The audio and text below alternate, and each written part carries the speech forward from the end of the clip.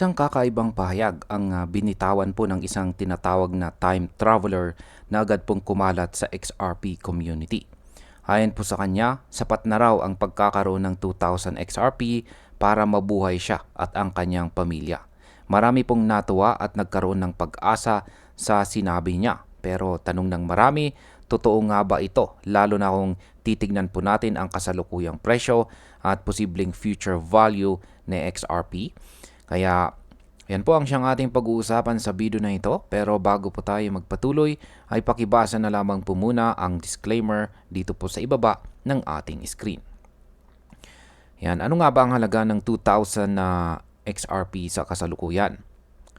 Sa ngayon sa XRP po ay nasa presyo na $2.81 bawat token. Kung may hawak ka pong 2,000 XRP, katumbas ito ng $5,620.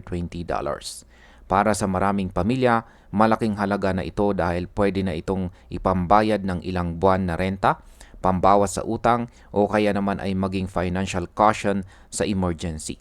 Ngunit depende pa rin ito sa mga lugar at gastos ng bawat pamilya dahil iba-iba po ang cost of living. Sa market impact, ang kasalukuyang halaga po ni XRP ay nagbibigay ng base level ng kumpiyansa sa mga holders. Ngunit hindi pa ito life-changing para sa karamihan kaya maraming investors ang patuloy na umaasa sa mas malaking pag-angat. Yan, meron po tayong mga iba't ibang scenarios dito.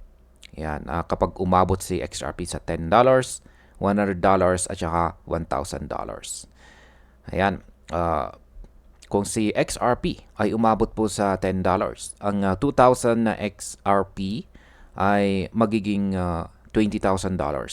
Malaking tulong na ito para sa maraming pamilya dahil sapat itong pambuhay ng isang taon or higit pa, depende po sa lokasyon.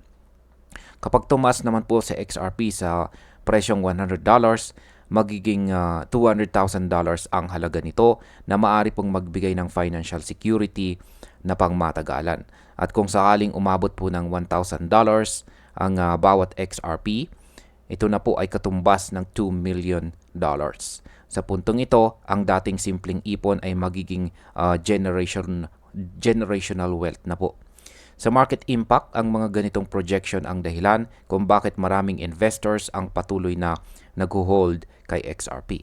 Ang posibilidad po ng massive price appreciation ay nagiging inspirasyon kahit mataas po ang risk.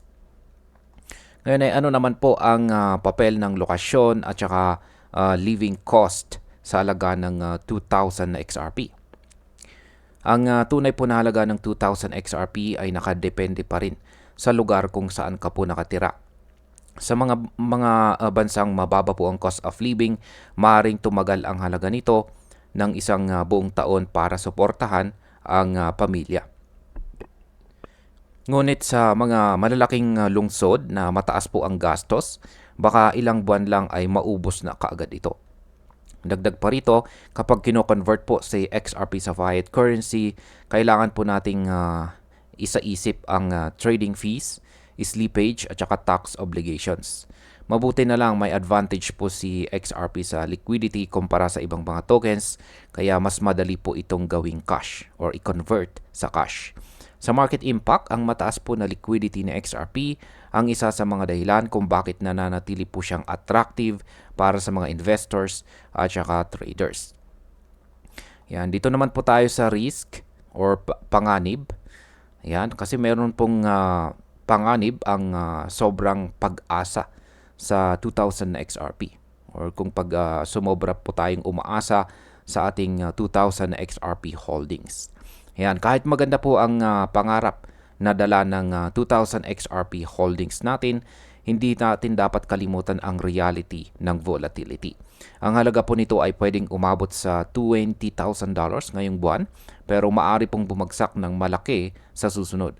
Kapag ang isang pamilya ay nakadepende lamang po sa halaga ng XRP, malaki ang risk dahil ang crypto market ay sensitibo sa economic shift or pagbabago po sa ekonomiya at ang regulatory changes. Kaya sa market impact, ang ganito pong volatility ay nakakaapekto sa confidence ng mga short-term traders. Kaya marami po ang mas pinipili ang diversification para hindi po maipit sa iisang token lamang. Ngayon paano po maging mas balanse ang approach? Kung gagamitin po natin bilang personal safety net ang ating 2,000 XRP holdings, mas mainam po na samahan natin ito ng tamang strategy. Ang pagkakaroon po ng secure wallet, Fiat Emergency Fund, at diversification sa iba pang mga asset ay makakatulong para ma-manage po natin ang ating risk. Sa market impact, kapag mas marami pong investors ang gumagamit ng ganitong strategy, mas nagiging stable po ang market movement at mas mababawasan ang panic selling.